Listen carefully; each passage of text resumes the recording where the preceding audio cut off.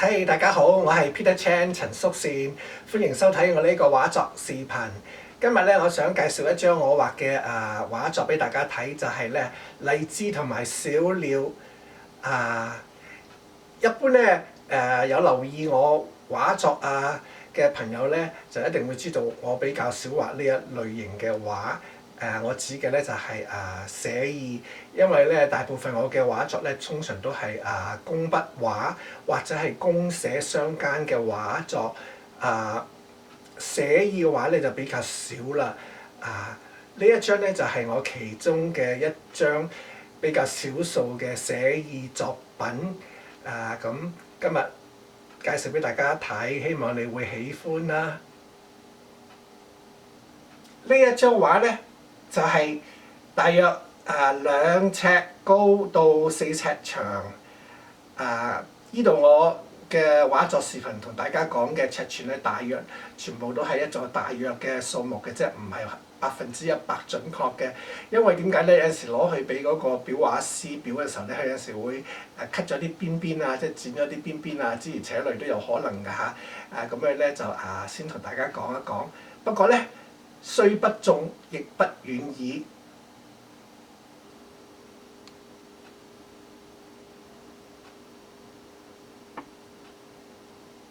或者好多觀眾會問，點解你淨係中意畫工筆，唔係咁中意畫寫意咧？其中一個原因咧就係點解咧？因為咧我好中意畫畫嘅，咁咧我由細個到大咧咁樣，有陣時咧畫起嚟咧可以坐喺度畫幾個鐘頭都唔停嘅。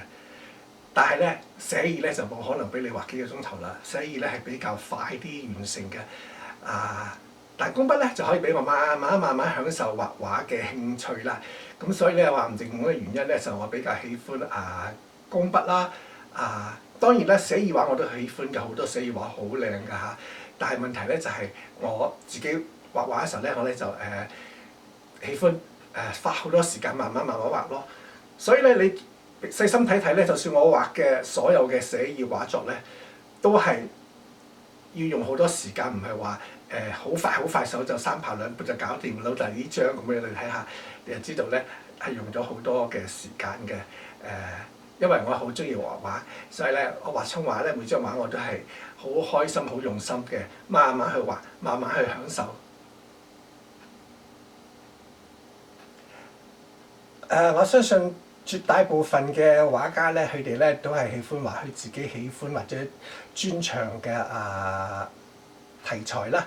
咁咧我咧由細到大咧，我就淨係中意畫我自己喜歡畫嘅畫嘅題材。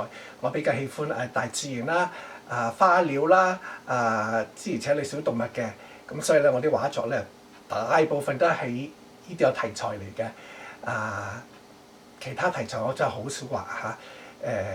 如果大家有睇過新時代電視《大城小聚》女主持人楊紅小姐曾經就訪問過我，佢都話聽講你有3筆畫嘅，其中嘅1筆畫咧就係我淨係會畫我自己喜愛嘅題材。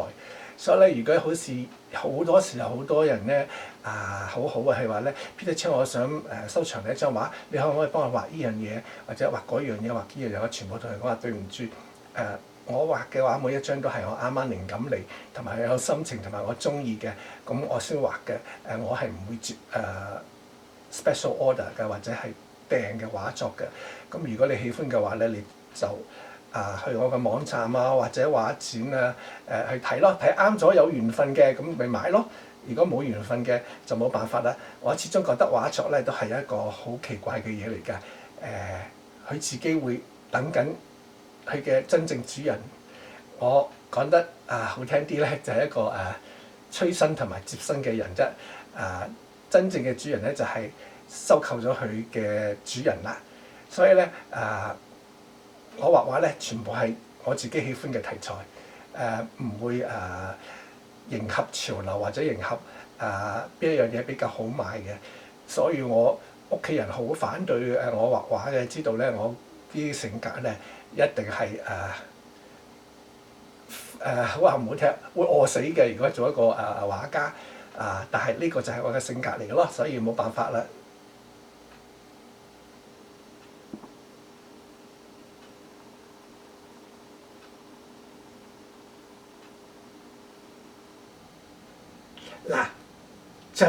雀仔係我最中意嘅畫作題材之一。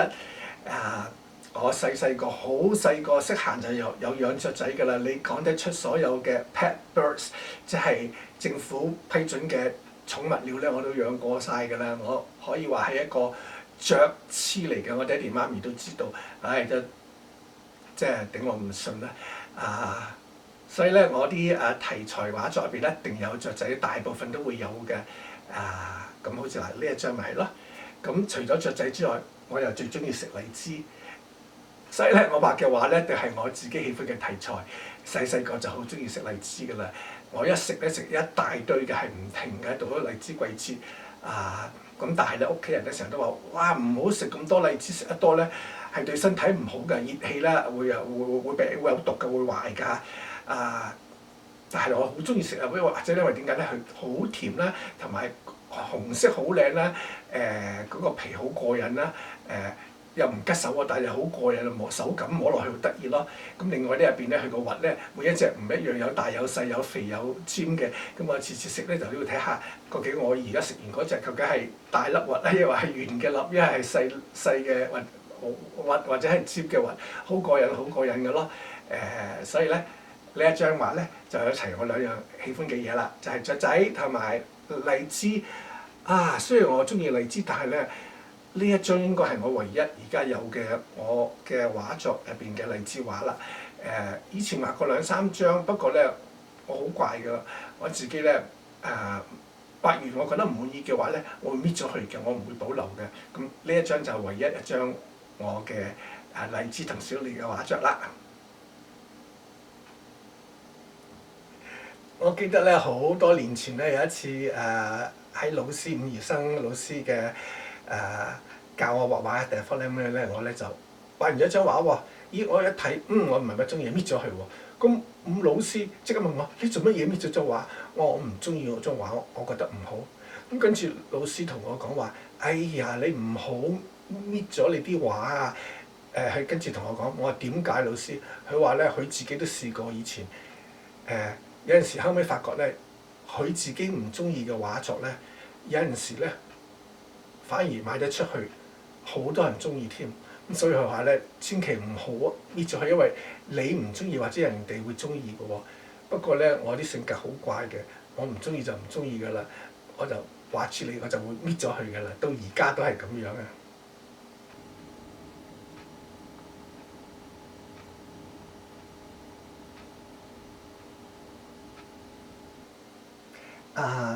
呢幅寫意畫作咧，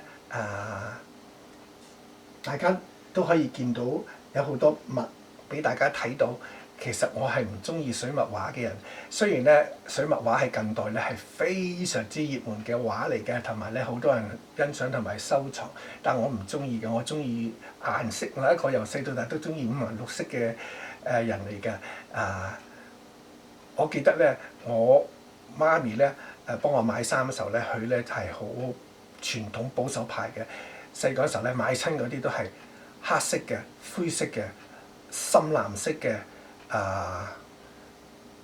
棕米色嘅衫俾我着。我覺得好冇癮咯。因為我唔中意咁淡素嘅顏色嘅。反而我契媽咧就知道我啦。佢每次咧買衫或者佢自己織啲毛衫俾我咧，就真係五顏六色七彩，我咧就開心到飛起㗎啦。咁喺呢張畫咧，雖然係寫意，係一種有水墨喺入邊嘅成分嘅畫咧，但係你見到咧主角咧隻仔啦同埋荔枝咧，我始終咧用咗好重彩嘅顏色。所以咧畫作咧係可以反映出每一個畫家佢嘅內心世界嘅。咁你可以如果細心欣賞嘅咧，就可以了解到呢個畫家或者某一位畫家佢究竟中意啲乜嘢啊，同埋佢想表達啲乜嘢啊，或者有啲咩含義啊。咁佢每幅畫，你睇下嗱，幾靚，藍色嘅雀仔，紅色嘅荔枝。喺現實生活上邊咧，荔枝樹咧就係好密麻麻嘅葉嚟㗎，生滿晒嘅，佢係冇咁嘅空間喺度嘅。咁但係因為畫作咧，有陣時為咗藝術嘅創作啊，諸如此類咧，你就會自己加啲嘢或者減啲嘢，去咗啲嘢。好似嗱，呢一張咧就比較清淡啲啦，就係一小部分嘅荔枝。咁相信大家見過荔枝樹嘅人就知道啦，係唔係咁樣嘅？全部係密麻麻嘅。咁但係畫家佢就可以有權創作佢自己喜歡嘅嘢啦。但係都幾靚啊，因為嗱少咗啲密麻麻咧，佢就有啲空氣透咯，即係大家所講嘅留白咯。咁更加突出咗嗰個雀仔啦，同埋呢一個荔枝咯。唔知你覺得點咧？